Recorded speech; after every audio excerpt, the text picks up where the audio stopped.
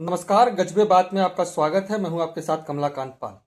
आज बात एक ऐसे शख्स की जिनकी तरह हो पाना बड़ा मुश्किल है, महाभारत के भीष्म पितामह की तरह। भीष्म पितामह के बारे में तो आपने कई कहानियां सुनी होंगी, सीरियल में देखा होगा कि भीष्म पितामह हस्तिनापुर के लिए क्या करते हैं। पांडवों कौरवों के बीच जब युद्ध होता है तो वो कौरवों की साइड क्यों होते हैं, पांडवों की साइड क्यों नहीं होते हैं। लेकिन भीष्म पितामह की पूरी कहानी शायद आपको नहीं पता होगी। आप लोगों को ये तो पता होगा कि भीष्म पितामह गंगा माँ के पुत्र थे, लेकिन क्या आपको पता है कि भीष्म पितामह के पिता का क्या नाम था? बहुत कम लोग जानते होंगे। उनके पिता का नाम था शांतनु।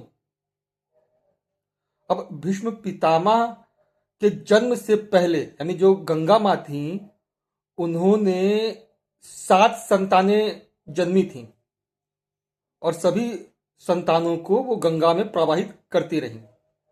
जब शांतनु और गंगा माँ का जब विवाह हुआ तो गंगा माँ ने एक शर्त रखी थी कि विवाह के बाद वो जो भी करेंगी उसमें शांतनु कोई अड़चन नहीं डालेंगे, कभी उनसे कुछ पूछेंगे नहीं कि आप ये क्यों कर रही हैं। जब पहला पुत्र हुआ तो गंगा माँ ने प्रवाहित कर दिया, दूसरा, तीसरा, चौथा, पांचवा, छठवां, सातवां। जब 7 बेटे शांतनु के जब गंगा में प्रवाहित हो गए तो फिर 8वां बेटा जब पैदा हुआ तो फिर शांतनु को रहा नहीं गया, उन्होंने गंगा माँ को रोक दिया। यहीं पर जो शांतनु ने गंगा माँ को वचन दिया था वो वचन टूट जाता है। अब गंगा माँ ने पूरी कहानी बताती हैं कि वो 7 जो बेटे थे उन्हें क्यों प्रवाहित किया गया, और इसके बाद ये जो 8वां बेटा है वो आपके हस्तिनापुर को संभालेगा, वो राजा बनेगा। गंगा माँ अपने साथ भीष्म पितामह को ले जाती हैं, जिनका नाम देवव्रत भी है। उन्हें ज्ञान देती हैं, युद्ध के बारे में समझाती हैं, बताती हैं। और जब वापस आते हैं भीष्म पितामह तो शांतनु बहुत खुश होते हैं और उन्हें हस्तिनापुर का राजा घोषित करते हैं। इस बीच शांतनु को लगता है कि अभी वो एक विवाह और कर सकते हैं, तो उन्हें मिलती है सत्यवती। निषाद राज की बेटी थी सत्यवती।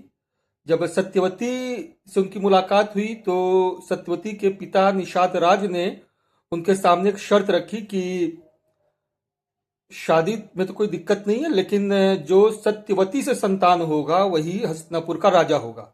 अब शांतनु परेशानी में पड़ जाते हैं कि मैंने तो देवव्रत यानी भीष्म पितामह को बना रखा है, राजा घोषित कर रखा है, तो फिर ऐसे कैसे?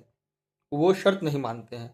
ये बात जब देवव्रत को पता चलती है यानी भीष्म पितामह को, तो वो जाते हैं। फिर यही बात होती है कि जो मेरी बेटी यानी सत्यवती से जो पुत्र होगा वही हस्तिनापुर का राजा होगा, और आपके रहते ये नहीं हो सकता है। जब आप विवाह करेंगे तो आपका बेटा होगा, फिर वो गद्दी संभालेगा। तो उस वक्त भीष्म पितामह प्रतिज्ञा लेते हैं कि आजीवन वो कुंवारे रहेंगे, शादी नहीं करेंगे।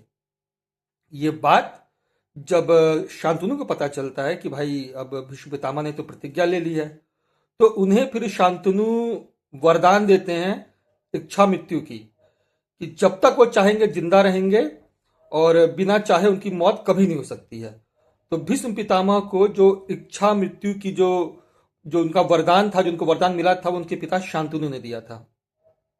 ऐसे ही आपको मैं कई रोचक कहानियां बताते रहूंगा, महाभारत, रामायण और भी जो पौराणिक कथाएं हैं। वीडियो कैसा लगा आपको? लाइक करिएगा, सब्सक्राइब करिएगा, शेयर करिएगा और कमेंट करके जरूर बताइएगा कि आप भीष्म पितामह के बारे में क्या क्या जानते हैं।